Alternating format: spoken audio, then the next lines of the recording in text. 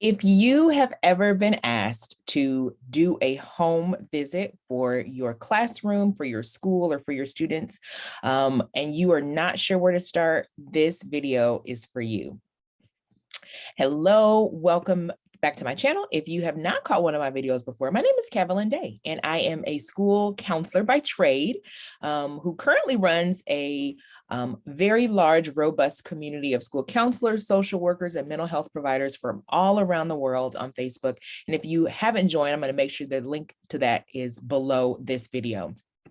Today, we're going to be talking about how to do a good home visit. I want to start, though, by giving a little bit of background. So if you're maybe a little bit skittish about doing a home visit, I want to make sure that you know kind of why we do home visits and why they really can be quite valuable.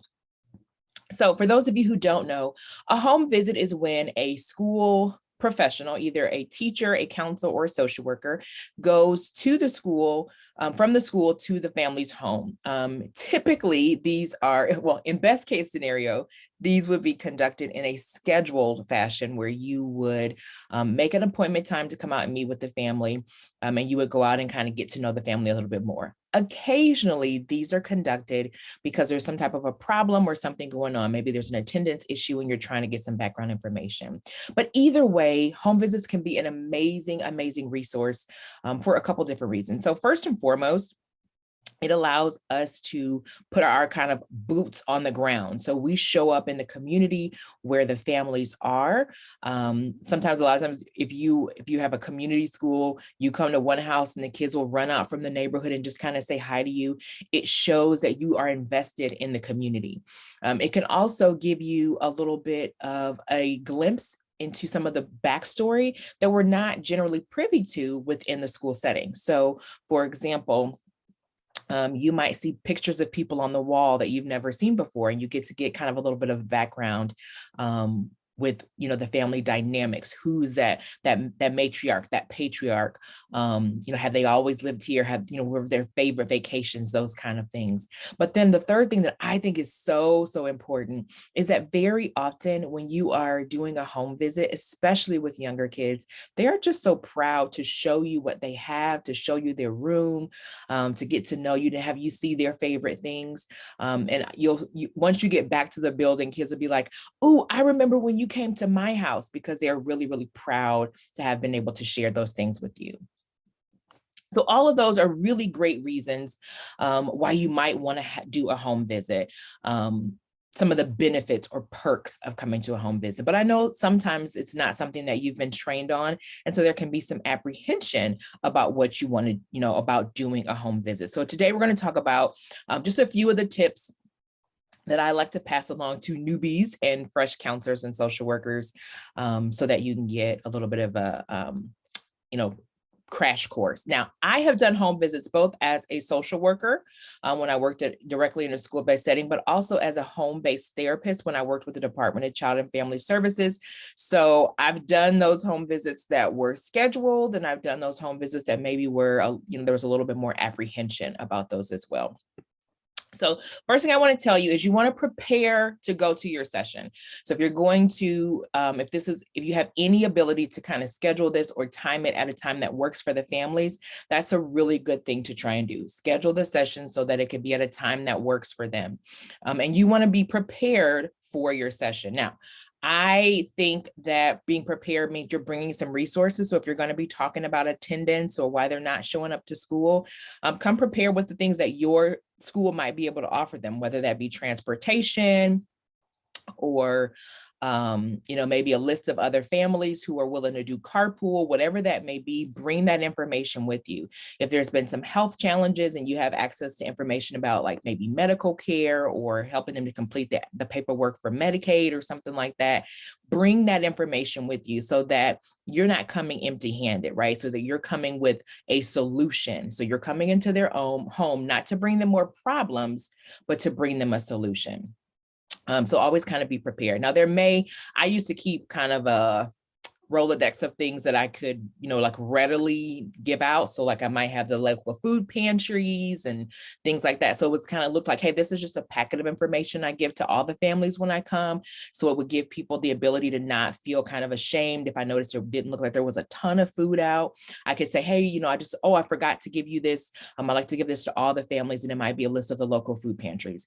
That way I don't have to make them feel embarrassed about the fact that they have, not as much food as they maybe would want to have. When I was working at one of the schools, we used to also, when we would do home visits, we would take dinner. So we would take like a couple of pizzas from Little Caesars. So we always knew that there was, it was kind of a fun time when we would come over as well. So try to prepare for your session, bring in those things that you think that might be helpful, and that kind of will keep you on track. Don't plan to spend a ton of time. Maybe 15, 20 minutes max is all you really need to be, trying to use. You don't want to like take over their entire evening. Whenever possible, please let parents know that what you're coming for is a positive. Like, let them know, hey, this is just something we do for all of our families. It's something we're doing because we want to be more supportive and engaged. We're just going to talk about a few of the things that we want you to be aware of for the school year. It'll only take a few minutes. Absolutely no worries, no concerns. Parents who have anxiety or who have distrust of the school environment may really be apprehensive about letting you into their home. So this can kind of help with that a little bit.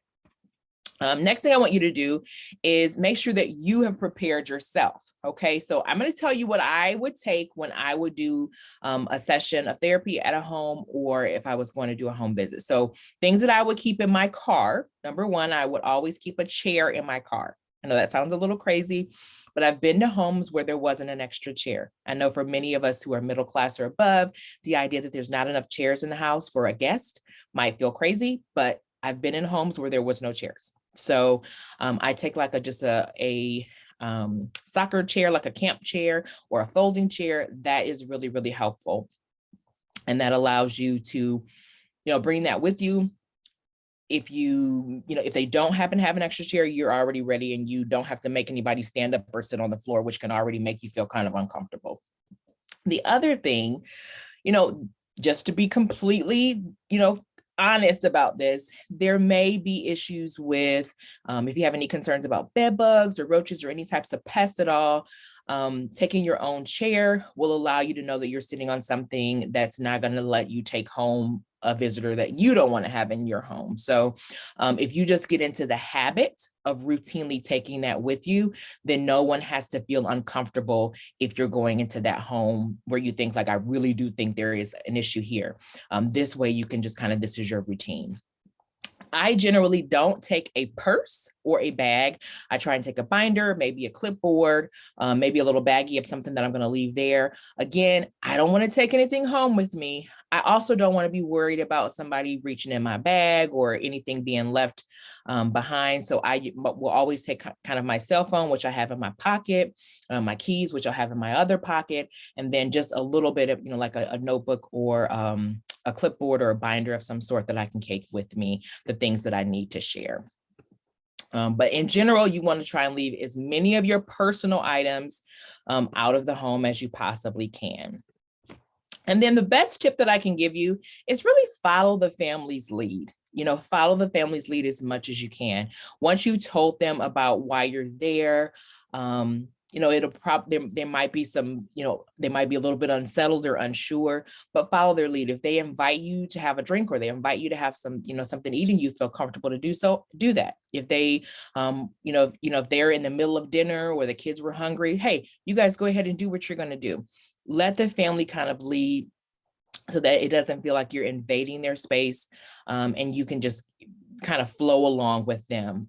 So those are some of my tips that I would use when I was doing home-based therapy. Obviously, though I would say one of the challenges that you might face is that they might have the TV on or there might be music playing. And so sometimes people live differently than how you live.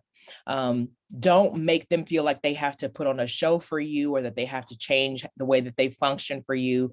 Just do it the best that you can to just trying to go with the flow. So hopefully those tips will help you if you're at all concerned about getting started with home visits. If you have more specific questions, please leave a comment below and I will be happy to come back and answer any questions that you have.